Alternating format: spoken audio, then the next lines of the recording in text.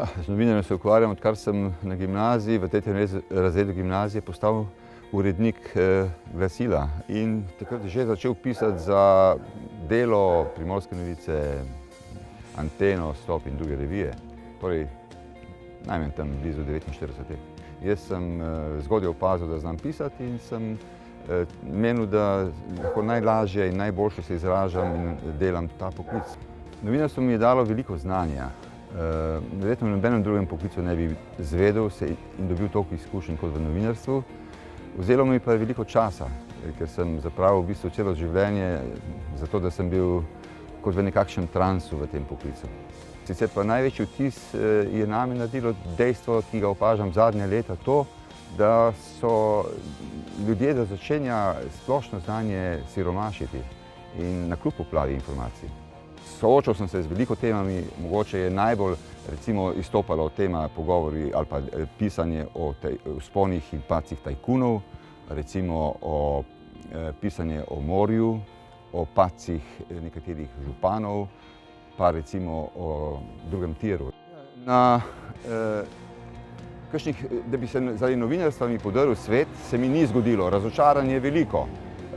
Recimo, zgodi se, da takrat, ko vidiš, ko se v tvoji okolici ljudje izkoriščajo nemogoče situacije, izrabljajo razne izgovore, lažejo, celo na en način so na nek način kriminalno razpoloženi za to, da bi ohranili svoje položaje. Na delo imam lepe spomine, že od takrat, ko sem se začel učiti novinarstva. Takrat je bilo novinarstvo spoštovano, vplivno in tudi primerno nagrajeno. Danes se je pač novinarstvo spremenilo, ne samo na delu. Za tako situacijo so predvsem krivi mogoče sami novinarji, ki premalo spoštujejo ali pa upoštevajo novinarsko obrt in pravila pisanja. Glavni razlog pa je skrit v sistemu. Sistem je tisti, ki mu ustreza, da novinarstvo ni močno in vplivno, in novinarstvo je tisto, in ta sistem potem vpliva na to, da recimo pridemo do situacije, ko je najbolje ribariti v kalnem, če ni novinarstva, seveda.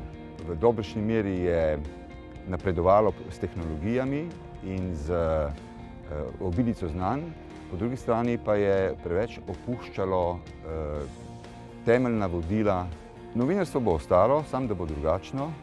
Želel pa bi se seveda, da bi ne bilo brez visoke strokovne izkušenosti, brez obilja modrosti, predvsem pa, to je najpomembnejše, brez suverenosti.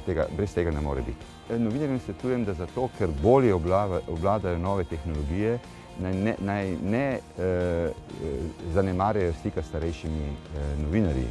Danes se dogaja prepogosto to, da začenjajo vse skupaj znova, z ničle, in da v novinarstvu tako rekoč nimajo mentorja ali pa mentorjev. Ne vem, v katerem poklicu je tako, da bi lahko mojstri postali brez učiteljev.